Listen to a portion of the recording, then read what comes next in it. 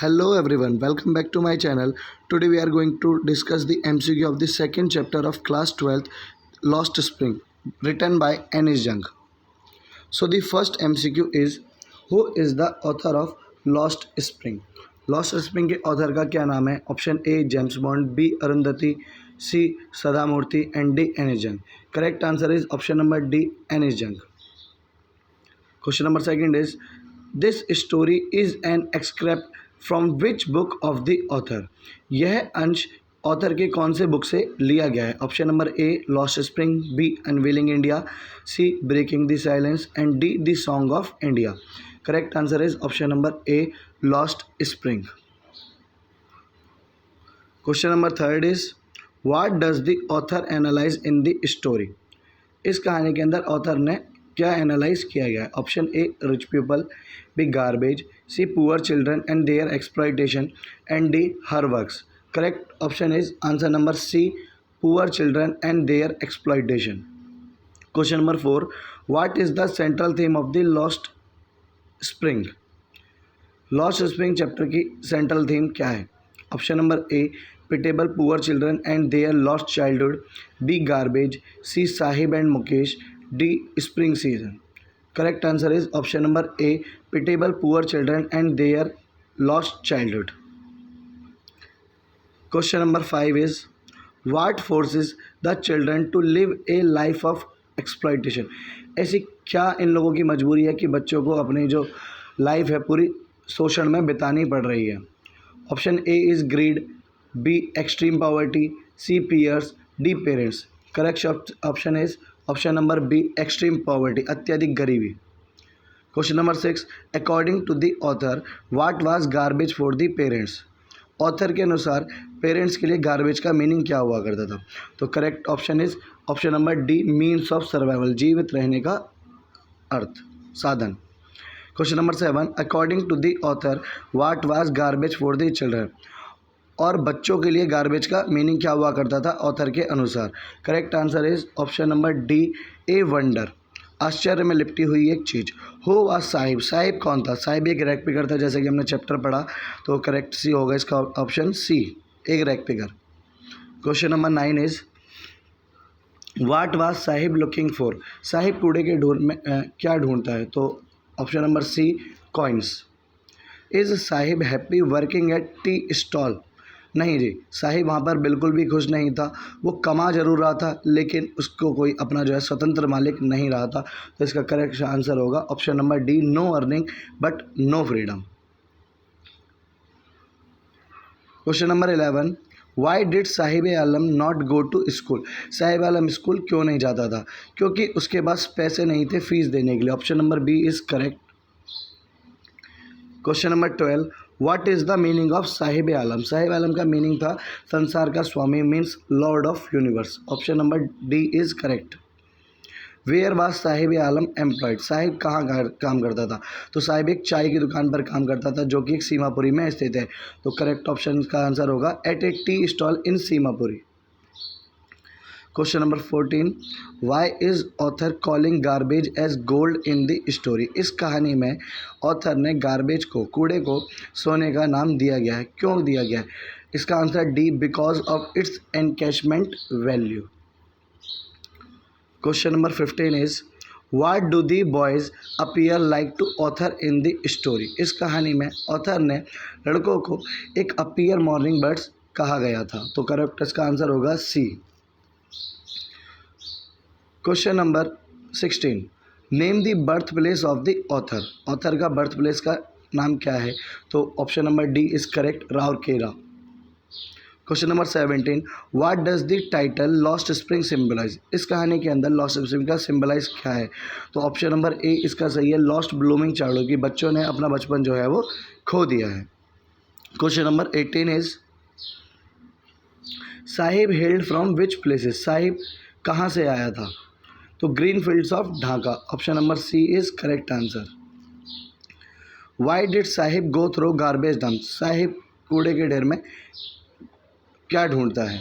To silver coin, a rupee, a 10 rupee note, या D all of this. तो साहिब इन सभी चीज़ों को ढूंढता है. तो इसका सही आंसर होगा option number D all of these. Question number 20 is why did Sahib live his house. Sahib ने अपना घर क्यों छोड़ा था। वो बांग्लादेश की राजधानी ढाका में रहा करता था। वहाँ पे उनके जो घर थे तूफान में बह गए थे उनके घर और खेत, इसीलिए साहिब जो थे अपने घर को छोड़कर जो है दिल्ली के सीमापुरी जैसे नगर में आकर रहने लगे। तो correct option is answer number A. Question number 21 what force to be a Sahib to be a rag picker. Acute poverty इसका सही आंसर होगा कि अत्यधिक गरीबी के कारण जो है उनको कूड़ा बीनने का काम करना पड़ता है। Where is Seemapuri. सीमापुरी कहाँ स्थित है, क्वेश्चन नंबर 22 हमारा, तो ये हमारे ईस्ट दिल्ली के अंदर स्थित है। करेक्ट ऑप्शन इसका होगा option number D. Question number 23 Y did Sahib leave Dhaka. Sahib ने ढाका को क्यों छोड़ा था, तो अभी उन्होंने बताया था lack of enough food, food के कारण जो था उन्होंने उसको छोड़ा था। आंसर इसका होगा option number B. Question number 24 who are responsible for the condition of bangle makers in Firozabad. कि यहाँ पर कौन जिम्मेदार है इन पुअर कंडीशंस का जो बैंगल मेकर्स रहते हैं फिरोज़ाबाद में। A parents, B society, C bureaucrats and D all of this. Correct answer is option number D all of this, इनमें से सभी। Question number 25 what efforts can help Mukesh materialise his dream of becoming a car driver. Hard work, going to garbage, guidance of his honour and D all of this. इसका सही answer भी all of this ही है। Question number 26 what are the hazard of working in the glass bangle industries. Option A poor health, B impaired vision, C miserable life and D all of this. इसका सही answer होगा option number D, क्योंकि बच्चों को ऐसी असफल हालतों में वहाँ पर काम करना पड़ता था चूड़ी के बैंगल मेकर इंडस्ट्री के अंदर कि वो अपने पैदा होने से पहले ही जो है बड़े होने से पहले ही अपनी आंखों के विज़न को खो दिया करते थे और अपनी लाइफ को जो है पूरी तरीके से एंजॉय नहीं करते थे। इसीलिए इसका आंसर जो है ऑप्शन नंबर डी होगा। Question number 27 is who employees the local families of Firozabad. Local जो फैमिलीज़ थी फिरोज़ाबाद की वो क्या करती थी, तो उनका जो कार्य था वो था ग्लास ब्लोइंग इंडस्ट्री का। ये शीशा डालने के उद्योगों का एक केंद्र है। तो इसका आंसर नंबर डी सही है। What is the function of glass blowing industry. Glass blowing industry का क्या फंक्शन है, तो mould glass and make colour bangles, यानी कांच को पिघलाकर उसका जो है हमारा चूड़ी बनाना। तो option number D is correct answer. Question number 29 what makes the working condition of the children worst in the glass industry. Option number A dark dingy cells without light and air, B high temperature, C dazzling and sparkling of welding light and D all of this. Correct answer is D all of these. Question number 30 what excuse do the rag picker give not wearing चप्पल। अब इनके अंदर एक ये जो चीज़ थी परंपरा थी, ये इसीलिए जो है चप्पल नहीं पहना करते थे। Option number C is correct answer, A tradition. Question number 31 who is Mukesh. Mukesh कौन था, तो मुकेश एक बैंगल मेकर था। Option number D is correct. Question number 32 what are the reason for the migration of people from village to city in the lesson.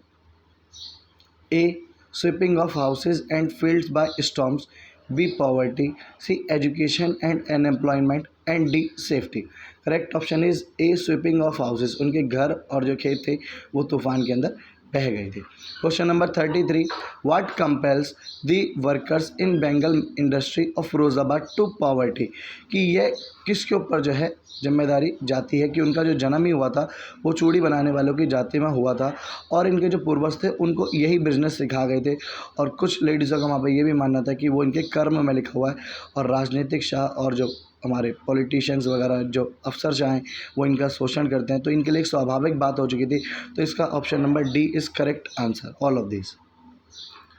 Question number 34 the city of Firozabad is famous for what. कि फ़िरोज़ाबाद किस लिए famous थी, तो फिरोज़ाबाद सभी को पता है चूड़ी बनाने के लिए सबसे ज़्यादा फेमस है। Option number D is correct answer.